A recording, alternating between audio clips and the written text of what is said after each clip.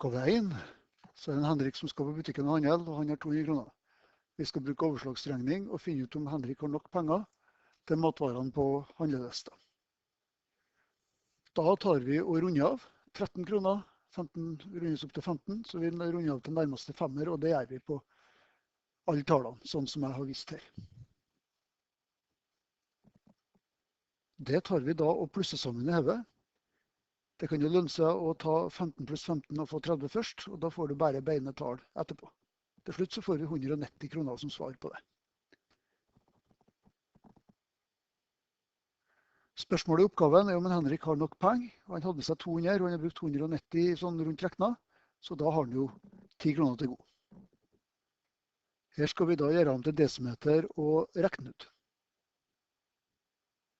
Vi skriver inn 40 cm i tabellen. Husk på at nuller er på enerplassen her. Så skriver vi inn 0,3 meter. Og til slutt 160 millimeter. Så fyller vi på med nuller. Så setter vi komma, for vi skal ha svaret ut i desimeter.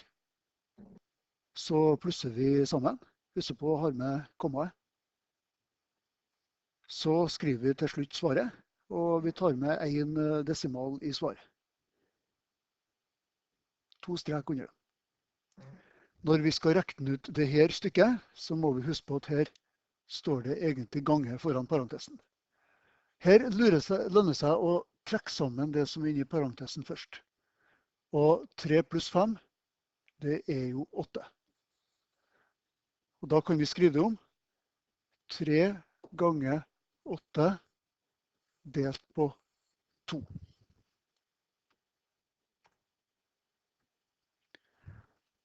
8 delt på 2 er 4. Så her ender vi opp med 3 ganger 4, som er 12. Når vi skal finne det største tallet her, så lønner det seg å gjøre om alt til desimaltall. 1 tidel, det er det samme som 0,10. Kan godt for ordens skyld bare skrive at 0,8 er 0,80 også. Det er greit når det er 2 desimaler. 0,162 har vi fra før. 10,4%. Det er det samme som 0,104. For her må vi bruke prosentfaktor for å finne ut.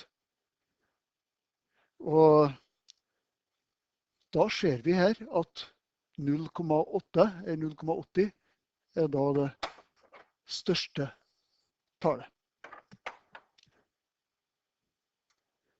Vi koster på oss et tekstsvar, for det må de ha med på eksamen da. Når vi skal løse denne ligningen, så må vi huske på at imellom 2 av parentesen så er det ganger. Det betyr at vi må gange 2 inn med alle ledd i parentesen. 2 ganger 8 er 16. 2 ganger 4x er 8x, og vi har 24 på andre siden.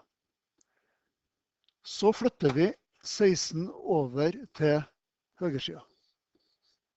Da skifter vi fortegn til minus, så vi står igjen med 8x er lik 24 minus 16.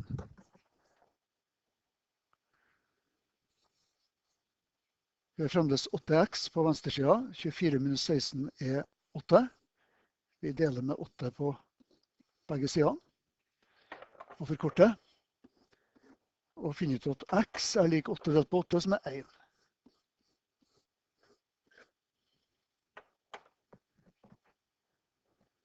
I oppgave 3 så må vi gjøre om denne oppskriften. Det er 4 personer i utgangspunktet, den skal gjøres om til 10 personer. Da må vi dele det med 4 for å finne ut hvor mye det koster for en person, og så må vi gange det med 10 etterpå. Så forholdet blir da 10 delt på 4, og 10 firedeler er samme som 2,5. Det vil si at vi skal ta og gange oppskriften med 2,5, eller 10 firedeler, for dem som liker det. Her er da tatt og ganget alle tallene, med 2,5. Da får jeg 1000 gram kjøttdeig, 5 gulrøtter, 2,5 buljongterninger, 2,5 løk, 10 dl vann, 2,5 bokser, 2,5 altså, bokser med knuste tomater, 5 hvitløksfedd og 2,5 pakke spagetti. I oppgave B så spør de da om hvor mye det vil koste å lage pasta bolognese til 10 personer når prisen på varene er som listet over. Da har jeg her tatt med grønt og ganget alle prisene med 2,5. Noen ganger så er det lettere å gange med 2,5, og noen ganger så er det lettere å gange med 10 og dele på 4. Det får dere avveie. Det står ikke noe om overslag i denne oppgaven, så jeg tolker den sånn at vi må gjøre den nøyaktig. Det er egentlig fristet å runde av her da. For det er veldig fristende. Men vi regner nøyaktig. Da plusser vi bare sammen og skriver at svaret blir 168,75, og det er prisen da for 10 personer. Oppgave 4. Det er en Kjell som skal beise verandaen sin, og den har målene 4 meter ganger 6 meter. Vi skal rekne ut arealet på verandaen. Lurt å tegne en figur. Der lengda er 6 meter, bredda er 4 meter. Arealet av et rektangel er lengde ganger bredde. Og det er da 6 meter ganger 4 meter. 6 ganger 4 er 24, meter ganger meter er 24, altså kvadratmeter. Så arealet av verandaen blir da 24 kvadratmeter.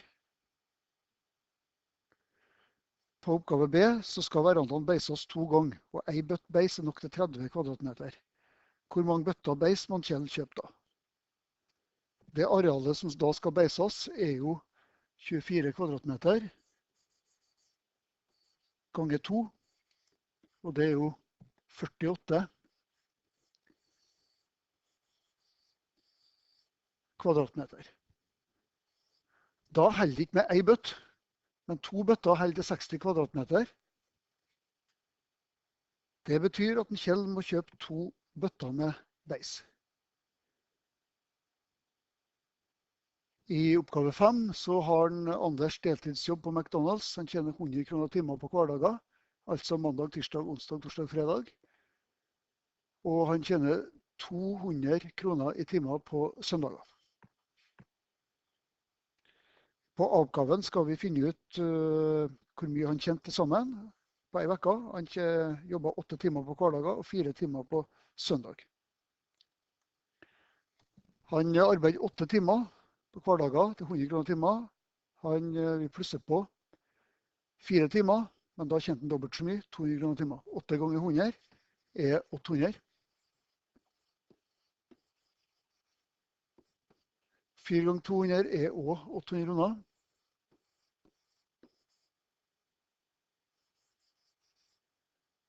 Det er da til sammen 1600 kroner.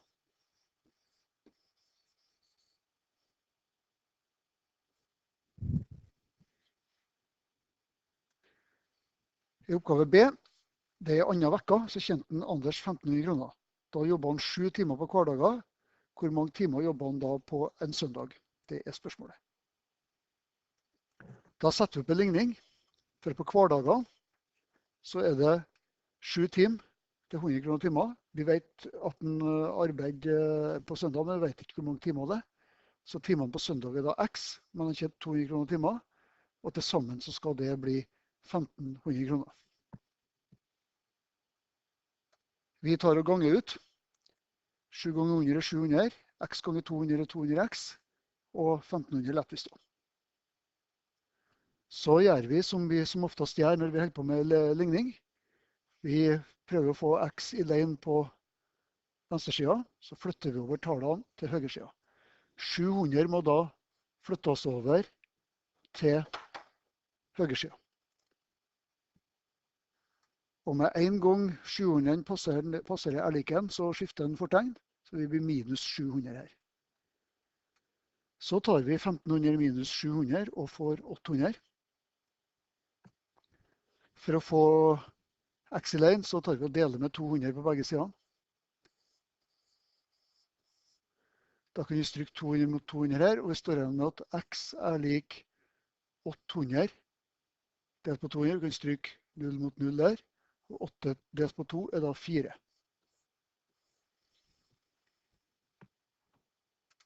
Da skriver vi tekstsvar. Anders jobbet 4 timer på søndag.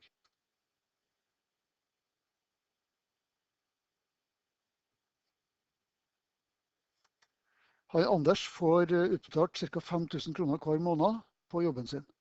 2 000 kroner til dette går hver måned med til utgifter som mobiltelefon, busskort og fritidsaktiviteter.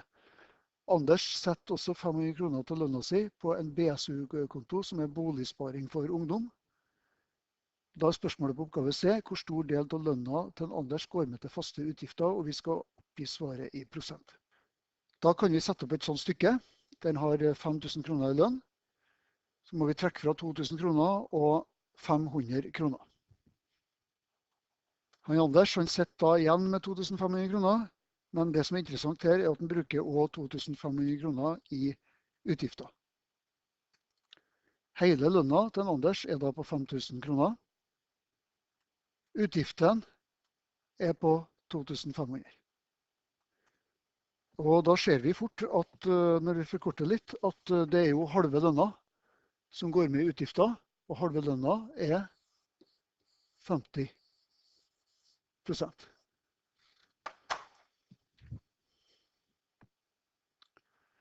I oppgave D så ønsker han seg en ny iPhone som koster 7 390 kroner.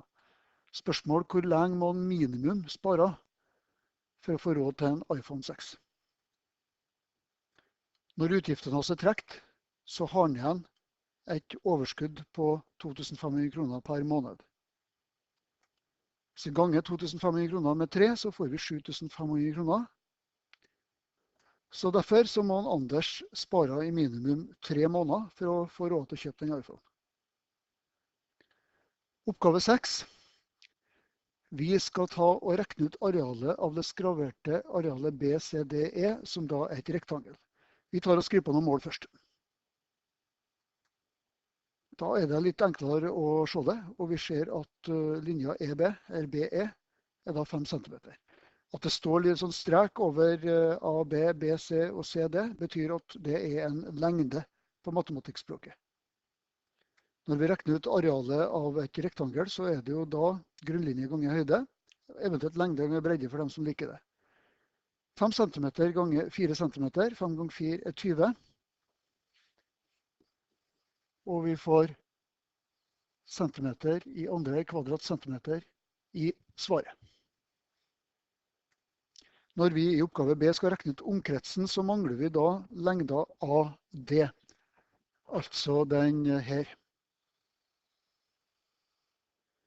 Og til det så er det bare en måte å rekne ut, og det er å bruke Pythagoras. I den rettvinkla trekanten AED så er da grunnlinja lik 3 cm, og høyda er da 4 cm. Da setter vi inn i formelen. Hypotenusen i trekanten blir da kvadratrota av 3 i andre pluss 4 i andre.